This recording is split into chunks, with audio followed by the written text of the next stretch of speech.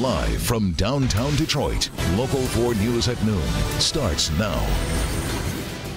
A beautiful look at Belle Isle and the Detroit area warming, a little windy. You're going to like the numbers. Plus, an incendiary report leads to a Trump nominee withdrawing to be the national drug czar. We're going to take a look at the explosive contents of that report. And new information after tension leads to gunfire at a Detroit motorcycle club. That story does top our news at noon. Thank you for joining us. I'm Evrod Cassidy. A woman and a man were both hurt after they exchanged gunfire at the Soul Devils Motorcycle Club. That's on Detroit's west side. You're looking at video that we shot earlier today of an active scene there. Police originally thinking that this was a barricaded gunman situation. Local 4's Coco McAvoy was there on the scene as well and explains how this whole situation unfolded. We have an update for you from Detroit's west side where police believed there was a barricaded gunman. They've received new information and we're passing that along to you. We have now learned that there was gunfire exchange between a 28-year-old woman and a 35-year-old man. Let's show you some video that we shot overnight. Police say a 28-year-old woman and 35-year-old man were at Soul Devils Motorcycle Club last night for a party. Both are members of the club. Police say things got out of hand. Both were intoxicated, and police describe what is believed to have happened next. Allegedly, he propositioned her for sex. She denied it. Argument ensued, and then an exchange of gunfire resulted. The 28-year-old woman told police the 35-year-old man was still inside of the club, so they treated it as a barricaded gunman situation. But they later found out from a local hospital that the 35-year-old man drove himself to the hospital for treatment. He had a gunshot wound to the arm. So again, the 35-year-old man is in the hospital for treatment. The 28-year-old woman was transported to the hospital from the scene here. She had a gunshot wound to the face. She was grazed, though, so she's expected to be okay. The 35-year-old man is also in stable condition. We'll, of course, keep track of this story as police continue to investigate. On Detroit's west side, I'm Coco McAvoy, Local 4. President Trump finds himself today in need of a new nominee to be the national drug czar. The president had nominated Republican Congressman Tom Marino from Pennsylvania to lead the Office of National Drug Control Policy. But then published reports showed Marino played a key role in drafting a law that weakened government authority to stop the distribution of opioid drugs. Marino today withdrew his name after the reports prompted protests and outrage from several members of Congress. The DEA should, in my view, be more empowered than less empowered to go after particularly these middle corporations and middle companies that seem to be distributing heroin products, opioid products, left and right and willy-nilly. That's just wrong, and that accounts for some of the problems. Now, the president, who yesterday voiced concerns about Marino's nomination, went on Twitter to announce that Marino was withdrawing from the nomination, but the president had words of praise for him, calling him a fine man and a great congressman. And now to breaking news out of Syria, where U.S.-backed fighters have taken over the capital city. The self-proclaimed ISIS capital city fell after months of intense fighting. Militias have been battling for control block by block and even building by building since June. This is a major victory in the fight against ISIS, where they hold only a fraction of the territory that they once held there. And here at home now, a Southwest Detroit woman who fired a taser at a Detroit police officer is not going back to jail. Video recorded in July on Clifford Street showed 27-year-old Erica Garcia when she fired a taser at officers investigating suspicious people in a car. Garcia pleaded guilty to assault and resisting police, and she spoke in court today about justifying the actions that she took. I see plenty of videos of police officers just beating people up for no reason, and people just recording the people not even getting them back. I'm just not just going off the taser people. I work hard for my kids. I work constantly. I volunteer for my son at the Children's Center. He's disabled, and I am sorry, but I did 12 days in jail. I did 4 months on this tether, so I'll do the probation. Well, a judge did sentence Garcia to 2 years of probation, and he also ordered her to get her General Efficiency Diploma, otherwise known as a GED. A convicted rapist who was mistakenly given joint custody of a child is due in court later this afternoon. Christopher Marisolo is the boy's biological father, but he fathered the child during a sexual assault when the mother was only 12 years old.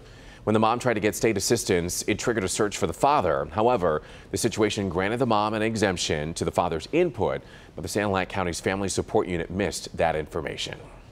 An employee of Detroit-based Shinola is expected to plead guilty to federal fraud charges for allegedly stealing hundreds of watches from the company.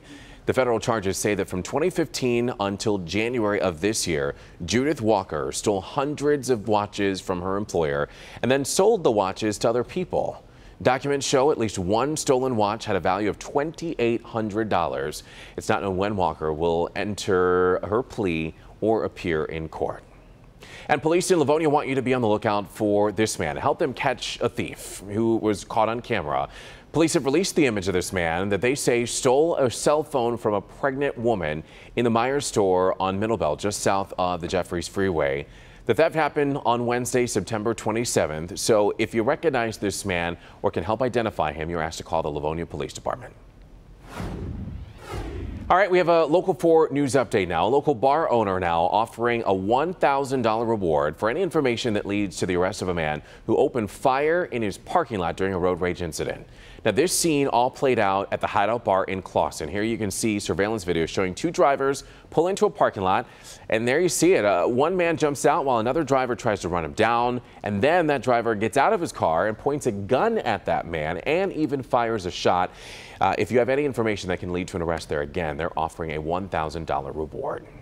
The criminal who challenged Redford Township Police was denied probation and given 39 days in jail. His government name is Michael Zadell, but you might know him as Champagne Torino on Facebook.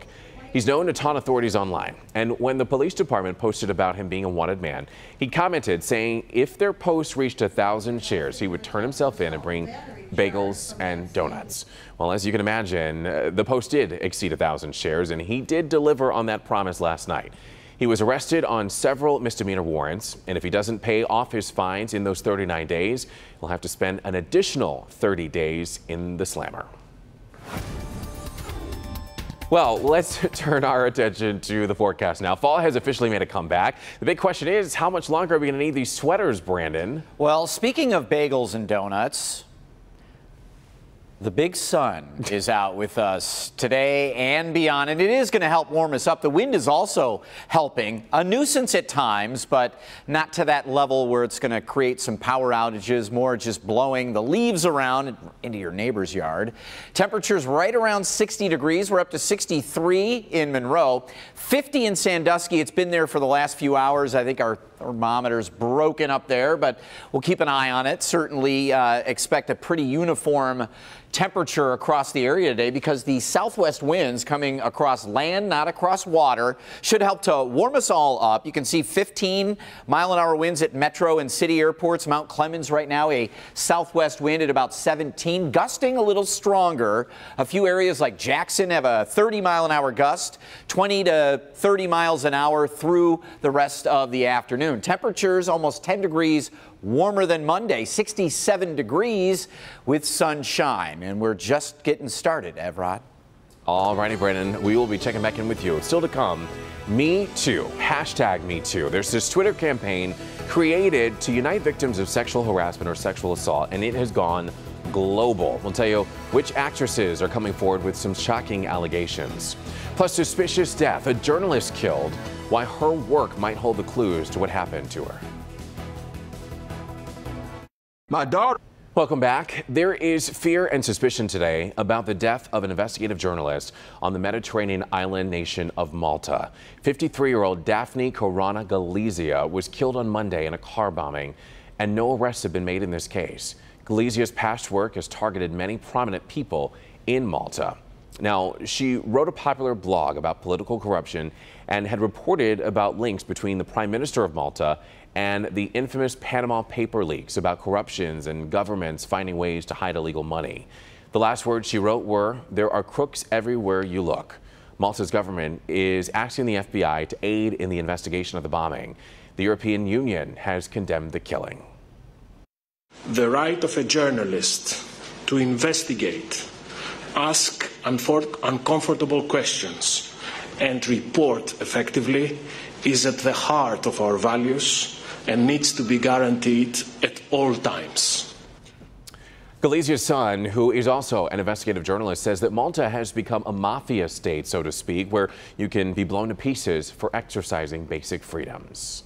Well, a Twitter campaign created to unite victims of sexual harassment or sexual assault has gone global now. You might have seen people using the hashtag #MeToo. It has become a rallying cry, giving strength to those who have been silent for far too long. Actress Reese Witherspoon revealed that she was sexually assaulted by a director at the age of 16, and that she said it wasn't the only time that she'd experienced inappropriate behavior in her career. NBC Superstore actress America Ferrera also recalls being sexually assaulted at 9 years old. Pretty disturbing stuff here. And with that, we want to take a closer look at what some are calling a collective situation and meet the women who started it all, a collective catharsis. Cindy Otteson never imagined her platform of empowering women would center around being a victim of sexual assault when she was just 12 years old.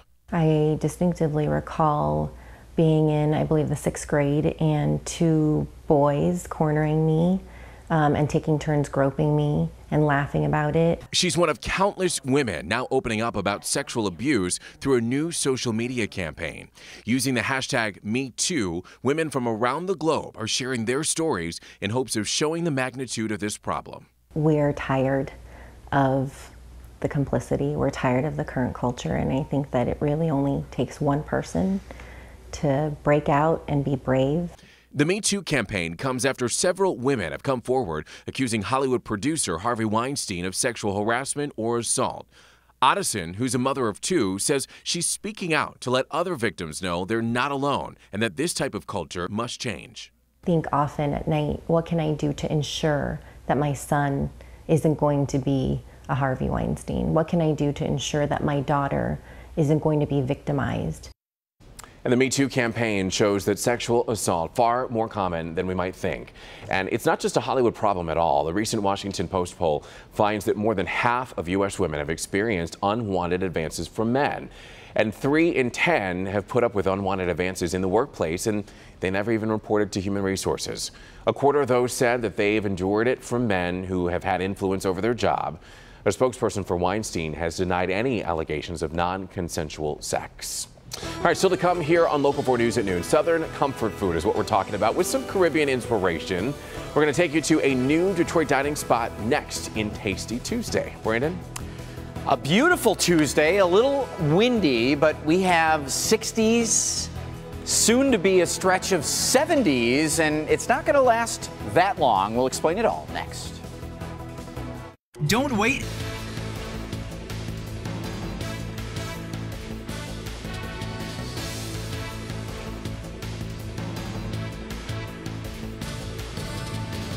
Introduce.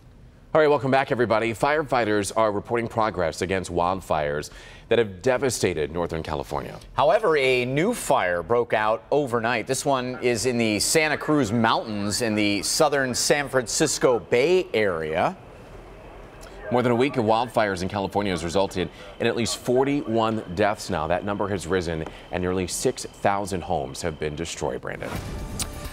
Pretty amazing, and a lot of times those intense fires create their own weather. We have the concerns over the devastation out there, but also that smoke that could be spreading all across the Mountain West and even into the Plain States. Sometimes we see it in the Midwest if there's enough of it.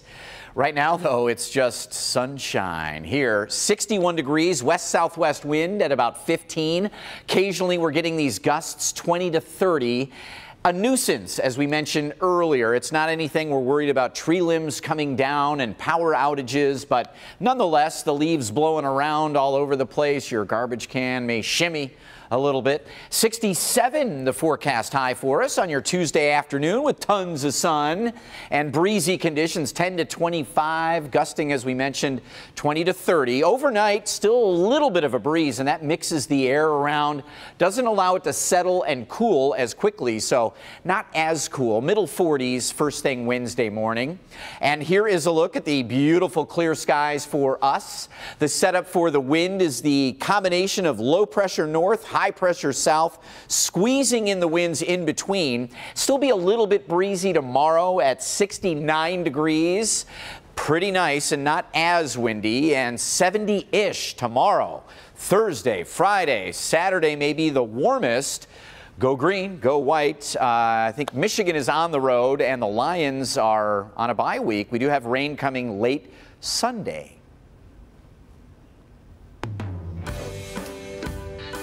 His grandmother cooked for some of Motown's greatest artists, and he's written a cookbook with Ziggy Marley. Now you can choose to taste his infused food rolling down the River Bistro. Brand new on Grand River near the Southfield Freeway is a fusion joint here to stay called River Bistro. So you kind of getting a little Caribbean and a little soul mixed together. Take the ribs. River Bistro Detroit takes a classic Southern comfort food infusing Bahamian and Jamaican flavors. Jerk ribs with the nice little plantain chips and our house pickles, seasoned in our marinade 24 hours, our jerk seasoning, and then we smoke those for 4 hours. River Bistro's MO, food is a lifestyle. For that, chef and owner Maxell Hardy grows his own Caribbean peppers and spices and locally sources everything on the menu, from the rock shrimp fritters to the skin-on Atlantic salmon. Then we have a maple glazed salmon with a little curry spice to it. Cilantro rice. This is the crispy skin we talked about. Sear that down hard. Kind of give you a little more crunch and a little more body to the fish. And lots of flavors in it. You know, my mom's from Bahamas, so I wanted to infuse a little Caribbean in there as well, and kind of pay homage to her and to the Bahamas. Chef Max learned from his mother and grandmother, whose loving recipes were served to Motown's favorite artists back in the day. Hardy has some of these recipes infused in his River Bistro best. From pride in his heritage to the walk of shame for you and me in his dessert menu, like the vanilla bean cheesecake or cookie sandwich. The cookie sandwich is 3 layers of cookies. The first layer is cannoli cream, and then the second layer is vanilla bean ice cream. And then we top that with a nice honey and caramel sauce. Well, I'll take 3 of those. River Bistro offering 2 deals today when you mention Tasty Tuesday, one or the other. Either 10% off your meal or a free order of their rum cake or rum bread pudding with every purchase. The restaurant located on Grand River Bistro between Outer Drive and Fenkell. Tell them Tasty Tuesday sent you. You are going to enjoy every minute of it. Brandon, thank you. Still to come here at noon. We know Halloween is only 2 weeks away, and one city is already in the Halloween spirit. We're going to show you where thousands of carved pumpkins are lighting up the sky. 100 point. All right, finally here at noon. If you're in the mood for a road trip, thousands of carved pumpkins are lighting up the night sky in Kentucky. All right. Well, it's all for Louisville's Jack-O-Lantern Spectacular at Iroquois Park.